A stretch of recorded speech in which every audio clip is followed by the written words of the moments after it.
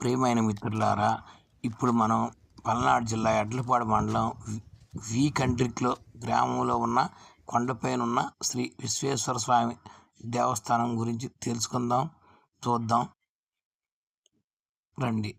ఈ కొండపైకి మెట్ల దారి లేదు, కానీ కొండ మీద కూడా వెళ్ళటమే. ప్రతి సంవత్సరం చైత్ర పౌర్ణమికి విశ్వేశ్వర స్వామి గారికి కళ్యాణం జరగటం ఇక్కడ సంప్రదాయం. ఇక్కడ ఊరి పేరు ఉంది కానీ ఊరు లేదు, దానికి ఒక చరిత్ర ఉంది, దాన్ని కూడా మనం తెలుసుకుందాం. శ్రీ పోతులూరి వీరబ్రహ్మం గారు ఈ గ్రామానికి వచ్చినప్పుడు ఈ గ్రామ బ్రాహ్మణులు అతన్ని ఊరిలోనికి రానిలేదు. కుల వివక్షంతో ఉన్న ఈ గ్రామ ప్రజలతో ఈ ఊరి పేరు ఉంటుంది కానీ ఈ ఊరి నామరూపాలు లేకుండా పోతుంది అని బ్రహ్మంగారు చెప్పినట్టు కథలుగా చెప్పుకుంటూ ఉంటారు. ఇక్కడ ఈ కొండపై 13వ శతాబ్దం నుంచే ఒక కాలసర్పం వచ్చి ఇక్కడ విశ్వేశ్వర స్వామికి పూజ చేస్తూ ఉంటుందని అందరూ అంటూ ఉంటారు. ఆ సర్పం ఇప్పటికీ ముసలిదై అందరికీ కనిపిస్తుందని అందరూ అంటూ ఉంటారు. చాలామంది చూసామని కూడా ఇక్కడ చెప్పుకుంటూ ఉన్నారు. ఈ రాత్రులు రావాలంటే ఈ కొండపైకి అందరికీ భయంగానే ఉంటుంది, అంత భయంకరంగా ఉంటుంది ఈ కొండ. పగలు మాత్రమే చూడండి.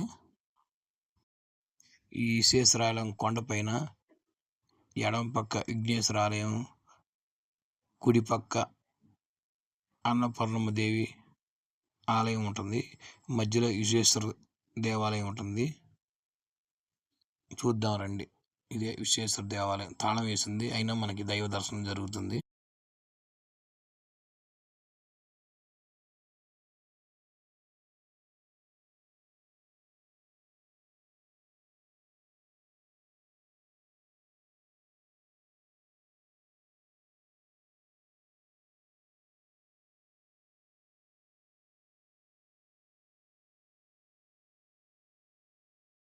శ్రీ విశ్వేశ్వర స్వామి వారి దేవస్థానం పూర్వం చోళరాజుల కాలంలో 13వ శతాబ్దంలో విశ్వనాథుడు అనే రాజు కొండపై శివాలయం నిర్మించి చుట్టుపక్కల భూములను బ్రాహ్మణులకు దానం చేశారు.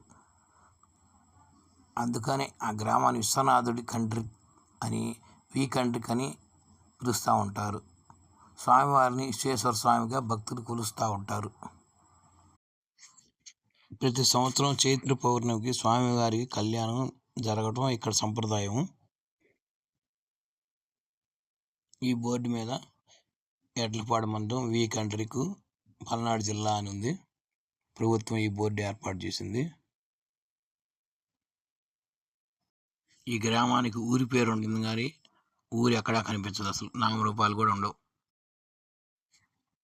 విఘ్నేశ్వరుని విగ్రహం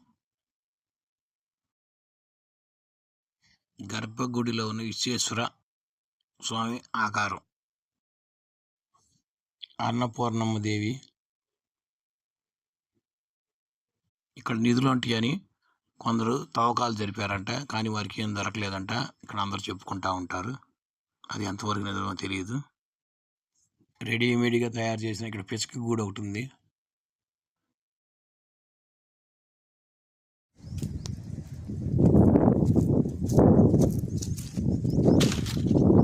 కోనేరు కూడా ఒకటి.